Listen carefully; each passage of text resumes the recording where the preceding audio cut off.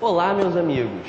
Hoje vamos falar de um tema bastante comum do nosso dia a dia, a fibra ótica. Será que é tão comum assim? Repara, você na sua casa consegue hoje em dia acessar internet banda larga a uma velocidade altíssima, a taxas altíssimas. Como será que isso é possível? Isso é possível porque ao longo do tempo os sistemas de telecomunicações vêm aumentando cada vez mais a sua capacidade. Isso se torna real quando acoplamos um laser a uma fibra ótica. Mas para entender perfeitamente a viagem de uma luz numa fibra ótica, é necessário entender antes alguns conceitos. Vamos lá, o primeiro deles é o seguinte, o índice de refração. Dizemos que o índice de refração de um material é a velocidade da luz no vácuo, no ar, sobre a velocidade da luz neste material. Portanto, dizemos que cada material tem o seu próprio índice de refração. Repare uma situação que está colocada aqui no quadro. Eu tenho um meio 1, que eu digo que é mais refringente do que um meio 2. Ser mais refringente significa ter índice de refração maior. Portanto, temos a luz passando do meio 1 para o meio 2. Temos a luz passando do meio mais refringente para o meio menos refringente. Toda vez que isso ocorre, dizemos que a velocidade aumenta e o raio de luz se afasta da normal. Repara, tem um primeiro raio que tem ângulo de incidência θ1. Primeiro ângulo de incidência. Repara que esse raio, ao passar para o outro meio, ao sofrer o que a gente chama de refração, esse raio se afasta da normal. Repara o procedimento. Ao longo do tempo eu estou aumentando o ângulo de incidência. Na próxima etapa eu tenho um novo ângulo de incidência. Mas repara, à medida em que eu aumento o ângulo de incidência, o que acontece é que o raio refratado vai descendo. Vai baixando, ele vai descendo, até que em um determinado momento, para um determinado ângulo de incidência, eu tenho um raio refratado que passa paralelo à superfície que separa os dois meios. Exatamente nesse momento, exatamente no momento em que o raio refratado sai paralelo à superfície de separação, dizemos que esse ângulo de incidência é o tal ângulo limite. O ângulo limite pode ser calculado de maneira muito simples.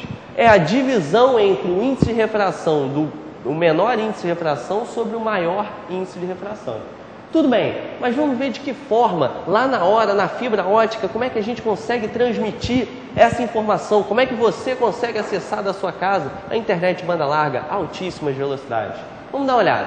Temos aqui a nossa fibra ótica. Repara que a fibra ótica ela é feita de sílica, é feito de vidro e ela é mais ou menos, o diâmetro dela é da ordem de um fio de cabelo. Repara, temos que acoplar então o raio laser, acoplar a luz à fibra ótica. Mas isso tudo só dá certo, você só consegue na sua casa acessar a internet banda larga se a luz viajar confinada no núcleo da fibra ótica.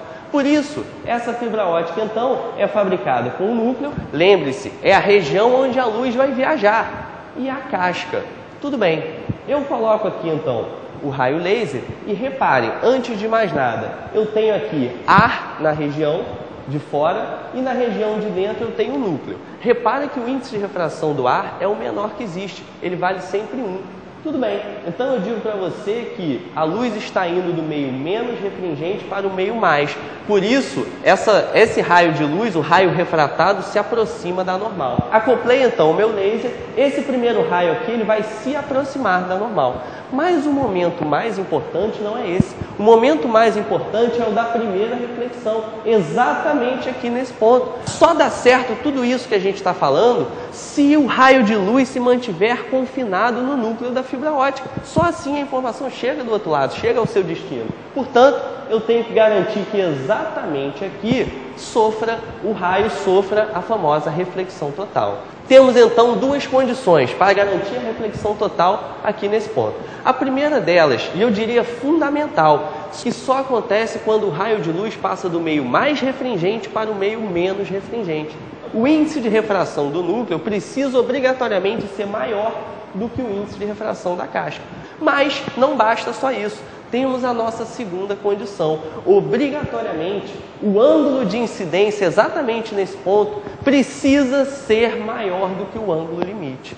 Se o ângulo de incidência for igual ao ângulo limite, o raio sai paralelo à superfície de separação. Não dá certo, imagina, o raio saindo paralelo entre a casca e o núcleo, não tem sentido, porque a informação só chega se a luz estiver confinada no núcleo. Portanto, eu tenho que garantir que esse ângulo de incidência aqui seja maior do que o ângulo limite.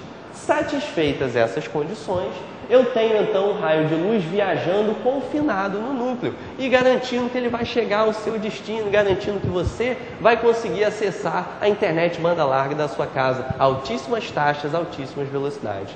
Meus amigos, essa foi a nossa dica de hoje. Um grande abraço, tudo de bom para vocês.